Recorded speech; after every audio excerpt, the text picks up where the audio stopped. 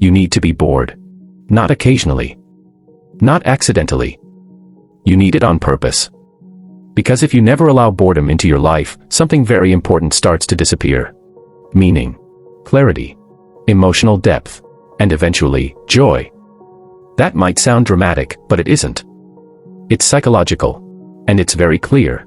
Let me explain. Boredom happens when your mind is not occupied with an external task. No screen. No conversation. No problem to solve. Nothing demanding your attention. When that happens, your brain switches into a different mode of operation. Psychologists call this the default mode network. That sounds complicated. It isn't.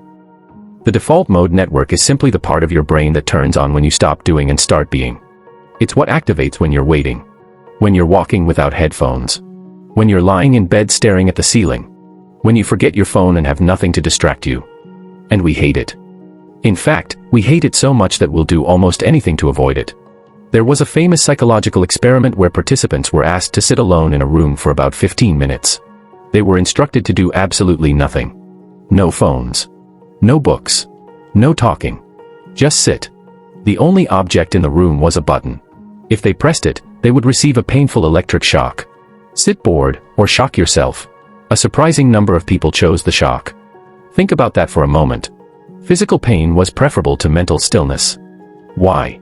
Because when the default mode network activates, it doesn't entertain you. It interrogates you. It brings up thoughts you've been running from.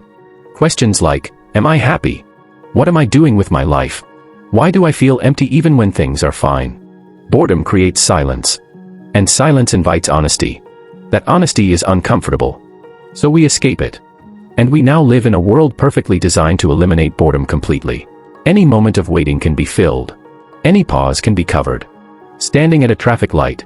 Sitting on the toilet. Walking from one room to another. There's always a screen. Always something to scroll.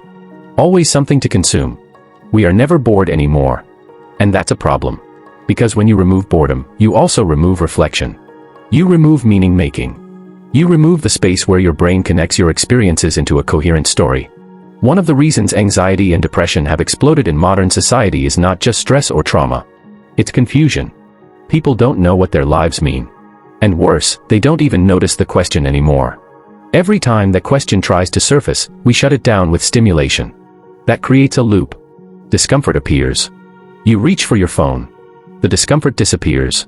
But so does the opportunity to understand yourself.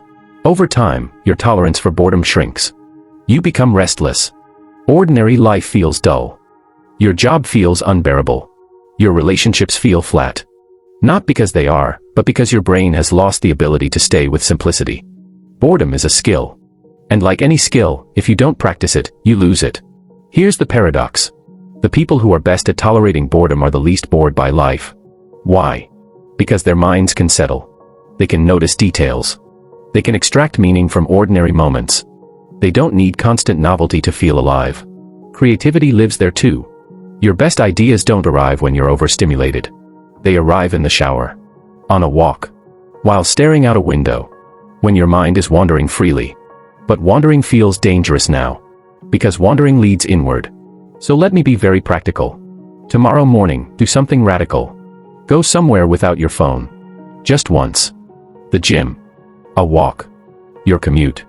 Don't listen to anything. No podcast. No music. No audio stimulation. Just you. It will feel strange. Then uncomfortable. Then boring. Stay with it. Give it 15 minutes. Notice how your mind reacts. It will try to escape. It will create urges. It will tell you this is pointless. That's dopamine talking. That's addiction, not necessity. If you stay long enough, something shifts. Thoughts slow down. Patterns emerge. Questions surface. Sometimes answers do too. This is where meaning lives. Start practicing boredom in small doses. 15 minutes. Then 30. Build the muscle. If you do, something interesting happens. You become less bored with everything else. Your work feels richer. Conversations deepen. Your attention sharpens. Life feels fuller, not because it changed, but because you did. People ask me if I do this myself. Yes. I have to. I don't sleep with my phone. I don't use devices during meals. I have regular periods where I step away from screens completely. And every time, the beginning is uncomfortable. My mind screams. It wants stimulation. That's how habits work. But then it calms down. And I feel better.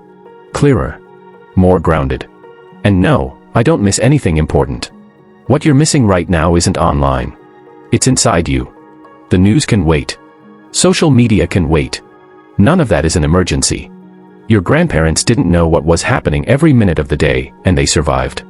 Many of them were happier than we are now. You're not designed to consume endlessly. You're designed to reflect. So let me say it plainly. Put the phone down. Allow boredom back into your life. Sit with it long enough for it to do its work. Because boredom isn't the enemy. It's the doorway. And on the other side of it, you just might find meaning again.